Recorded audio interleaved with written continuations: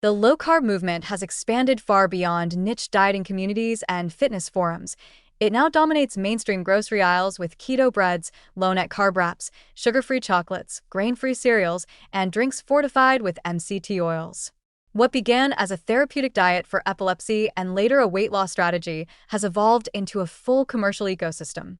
For many shoppers, the explosion of these products raises a natural question. Is the low-carb mania actually helpful for the average person, or is it another wellness trend that overshoots its science? The clearer, more encouraging reality is that low-carb approaches do offer real benefits for specific groups, and many people genuinely feel better eating fewer refined carbs. But it's equally true that this trend is not universally necessary, and a long-term, extreme low-carb approach doesn't fit everyone's physiology, preferences, or health goals. The popularity of low-carb and keto foods stems partly from the biological logic behind carbohydrate restriction. Reducing refined carbs and added sugars can stabilize blood glucose, lower insulin spikes, improve satiety, and help many people reduce overall caloric intake without consciously restricting. For individuals with prediabetes, insulin resistance, or type 2 diabetes, this can translate into better glucose control and, in some cases, reduce dependence on medication. Dietitians who work with these populations see meaningful improvements when refined grains, sugary drinks, pastries, white breads, and ultra-processed snacks are replaced with proteins, fiber-rich vegetables, legumes, nuts, seeds, and modestly higher fat options. Even people without metabolic concerns often report reduced cravings, steadier energy, and fewer afternoon crashes when they moderate, not eliminate, their carb intake.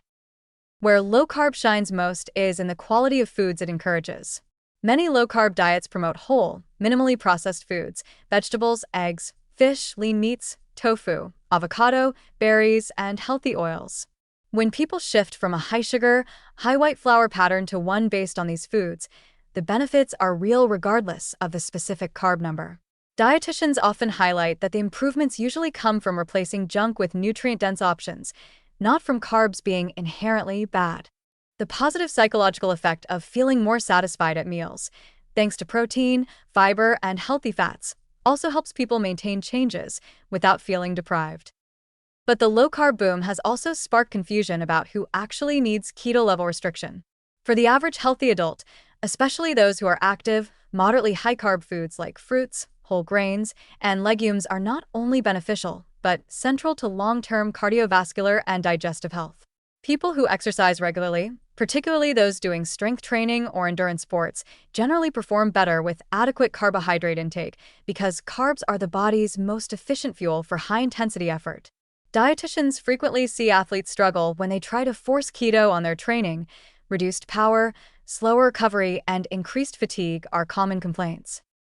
Extreme low-carb diets can also be challenging for people with thyroid issues, adrenal stress, or a history of disordered eating.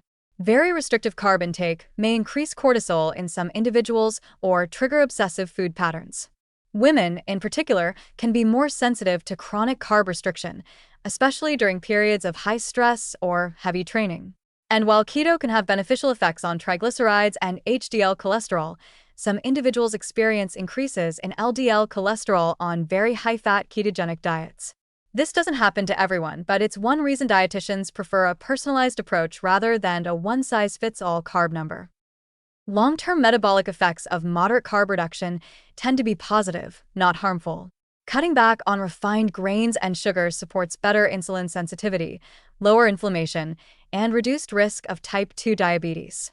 The concerns arise mainly at the extremes: very low fiber intake, monotony from avoiding fruits and whole grains, or reliance on ultra-processed, keto-friendly snacks that mimic junk food with artificial sweeteners and isolated fibers. These products, while convenient, sometimes create digestive discomfort or falsely reassure people that they're eating healthfully when the ingredient list tells another story. Dietitians often remind clients that ketosis isn't necessary to achieve meaningful benefits. Even transitioning from 300 grams of processed carbs a day to 150 grams of mostly whole foods can transform metabolic health. A powerful advantage of the low-carb trend is that it has nudged the public toward thinking more critically about carbohydrates, not eliminating them, but understanding which ones support energy, hormone balance, digestion, and overall well-being. Complex carbs like oats, quinoa, lentils, Black beans, whole fruits, and root vegetables remain nutritionally robust foods, rich in fiber, vitamins, and phytochemicals. Low-carb eating doesn't have to mean rejecting these foods. For many people, the sweet spot is simply avoiding excessive sugar spikes and leaning on slow-digesting sources. The most positive takeaway from the low-carb mania is that it encourages people to find a pattern that helps them feel genuinely good, rather than following rigid carb rules. Some thrive on a moderate-carb, high-protein approach with plenty of vegetables. Others feel energized with a balanced intake that includes grains and legumes. And some with metabolic conditions achieve major improvements by adopting a more structured low-carb plan under professional guidance. In the end, low-carb is neither inherently heroic nor harmful. It's a tool. For the right person, used thoughtfully, it can reset appetite cues, stabilize blood sugar, and enhance metabolic health. For others, especially those without metabolic issues or those with high activity levels, it may feel unnecessarily restrictive. The best version of this trend is the one that encourages reduced intake of ultra-processed carbohydrates, improved food quality, and a personalized, sustainable balance rather than rigid carb cutting.